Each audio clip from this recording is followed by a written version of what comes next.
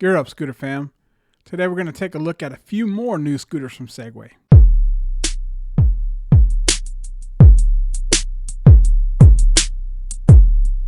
So, before we get started, just wanted to let you guys know about a couple of pieces of information I found out from Voro Motors about the new Project Daytona scooter coming out. I should be hearing some more information from them hopefully pretty soon. I asked some additional questions, but I was able to get a couple of questions answered. So I wanted to share the information I have with you guys, and then of course if I find out more, I'll be happy to fill you in. All right. So the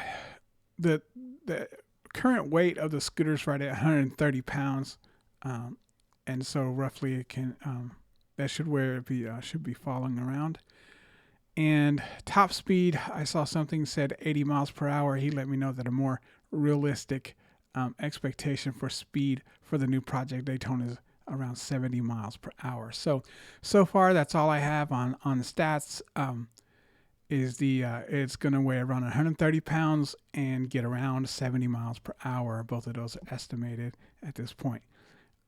But yeah, that's all the information I have. I asked several more questions about it, trying to get as much information as I could, and we'll see what all he replies to.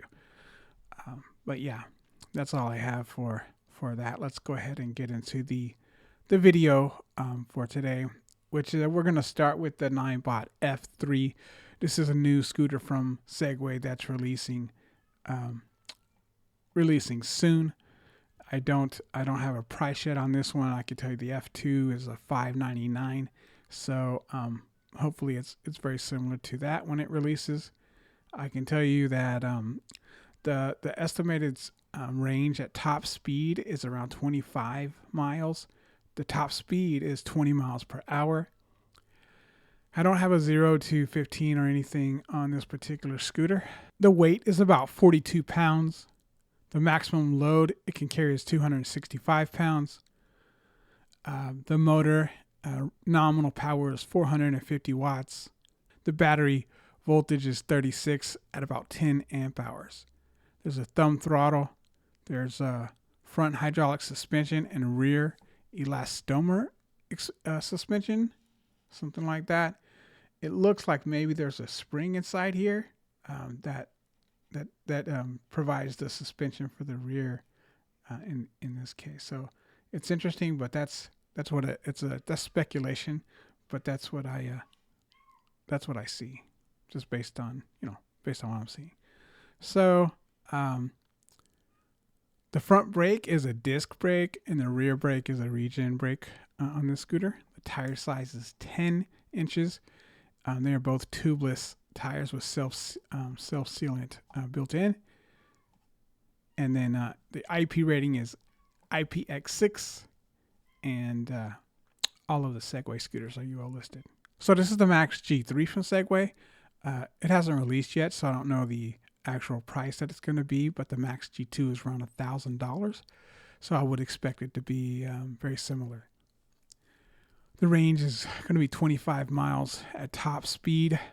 The top speed is 28 miles per hour. 0 to 15 time is 2.4 seconds. That's pretty good for this particular type of system, I think. 0 to 15 being 2.4. That's pretty impressive, to be honest. The Klima only has a 0 to 15 of 2. So this is only a half second slower. That's really, for $1,000 for a rear motor scooter, that's pretty good. Weight's around 55 pounds. Max weight's 286. It's a rear motor that's 850 watts. Battery size is 13 amp hours at 36 volts. It's a thumb throttle. Has front and rear hydraulic suspension. Front and rear disc brakes. The tire size is 11 inches, and they're both tubeless, self-sealed tires, and also IPX6 water rating. Once again, is UL listed as well. All right, moving on to the Segway GT3. This is one that I did the GT3 Pro. I did a whole video just on that. So I added the GT3 to this video. And so this has released. You can order it now, buy it now, and it sells for $14.99, which is not too bad of a price. Let's go over the specs. So the range, once again, is said to be 25 miles at the top speed. The top speed is 31 miles per hour. It has a 0 to 30 in 9.5 seconds, a weight of 87 pounds. Will support a maximum load of 330 pounds. Has a rear 1200 watt motor. The battery size is a 48 volt at about 19 amp hours. I believe it has a twist throttle, but I haven't 100% confirmed that, just based on the previous GT versions. Has front and rear hydraulic suspension and front and rear hydraulic brakes as well. Tires are 11 inches self-sealing tires. IPX6 rating and UL listed as well. All right, so the last one on the list is going to be the Segway Xyber electric bike, I believe it is. And I know it's not a scooter, but it really caught my eye as I was sort of looking on the Segway website. Super interesting e-bike. To me, it looks kind of like a motorcycle, or what I would consider to be like a moped, which the way that it used to be, where the name came from, was a motorcycle with pedals. So to me, this looks like very much like a motorcycle with pedals. And so I think it's a great little item. It sells for $3,000. I got some specs for it as well that we'll go over. But I just thought it would be fun to kind of add this in, although it's not something I would normally, put on my channel. This thing is just has a really cool look to it, and I don't think too bad for the price, to be honest. Like I said, it sells around $3,000. Range with one battery is 50 miles, and the top range with two batteries is 100 miles. So that's awesome that you can add an extra battery there in this area here, where the battery compartment is. All right. So it has a top speed of 35 miles per hour. It has a 0 to 20 of 2.7 seconds, making that really fast. It weighs about 140 pounds. The max load it will carry is 408 pounds. The motor power, it has rated at two different levels based on single or double or two batteries. So for the motor power for the single battery is 3,000, and then for the motor power with the dual it doubles it at 6,000. Each battery has a 48 volt 24 amp hour capacity. It is a rear motor with a twist throttle, from what I can tell. Front suspension is 110 millimeters spring suspension, and the rear suspension is 100 millimeter spring suspension. Front brake is a 4-piston hydraulic brake, and the rear brake is a 2-piston hydraulic brake. The tire size is pretty nice size at 20 inches by 5, making it a pretty beefy tire. They are flat resistant tires, and this e-bike has an IPX5 rating, and should be UL listed. Final thoughts on these scooters and the e-bike, so to speak.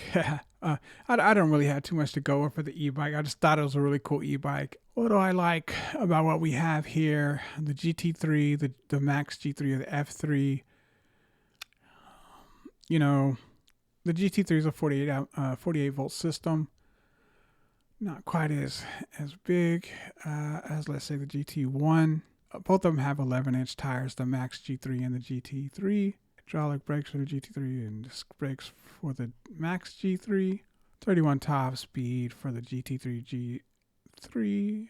Without knowing the exact prices for the G3 and the F3, it makes it a little tough. But if I'm assuming that they're going to be around the same, I think I like the G3 better for $9.99, if that is what it comes out to sell for. Of course, you can't get it yet, but if it does release at $9.99, I think it's my favorite on the list of the three. So I like the G3 the best out of the group, followed by the GT3 and then the F3 last. So the GT3, I like the bang for the buck a little bit more for the Max G3. If it is once again $500 less, if it comes out for like $12.99 or something, that will certainly change my mind. I think I would rather go ahead and pay a little bit more for the GT3. But at $9.99, I think the Max G3 28 miles per hour. I like what it is for the specs and so forth, assuming that, like I said, they stay around $9.99. If they do, it'll be a win for me. I think that's my favorite here. All right, guys, if you enjoy this content, if you found it helpful, please like, share, and subscribe. Consider joining me on Patreon, picking up some merch, or buying me a coffee. Thanks, and happy riding.